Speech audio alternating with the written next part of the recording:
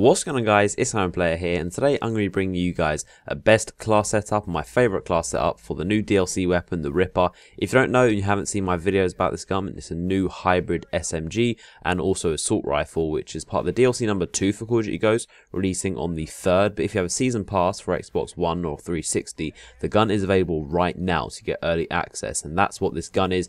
And Activision also doing a giveaway with me for the villain micro DLC codes, and so that's the Kaev, Hazmat, Rourke and the Makarov packs. So I'll also have a season pass codes to give away to you guys next week, so you can have early access to the Ripper weapon if you don't have the season pass yet. So to enter this giveaway and a chance of winning these DLC codes, you need to tweet me using the hashtag COD Ripper, one word, and you can see it on screen, just copy it exactly, and you need to tweet me with your best class loadout for this gun. My Twitter link in the description, and you need to be following me, so just go there and tweet me your favorite class for the Ripper SMG, hashtag COD Ripper in the tweet, otherwise it won't be seen, and Activision are going to go through and pick some winners who have used that hashtag. So to get into the class setup, I'll go through each of the points, and at the end I'll show you the complete setup after I've explained it. So for attachments, I like that this gun comes with a reticle already, which is pretty effective. It's not very good against light surfaces, which I talked about yesterday, but in the AR version the reticle comes out and it's pretty cool, and the SMG version there's got really good iron sights,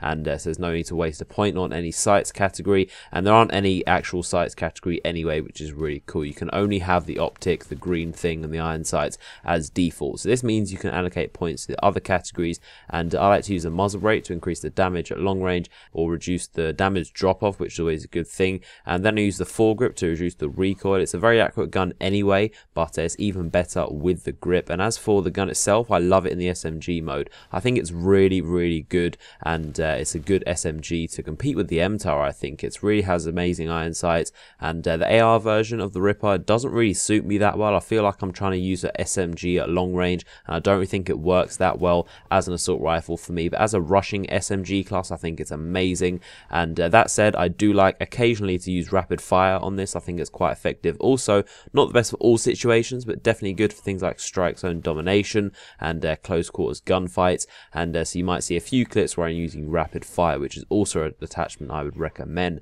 And as usual, I don't use any secondaries or grenades, so I can get more perks, and the perks I'm using for this class is very aggressive. They're all very rushing and aggressive speed perks. So ready up is to aim down sight faster after sprinting, sleight of hand to reload very quickly. This gun is a very quick reload anyway, so coupled with sleight of hand it reloads very quickly, which is good for rushing. And then I'll go with the perk Stalker to move faster while aiming down sight, and a very strong perk for rushing in general and winning gunfights while aiming down sight.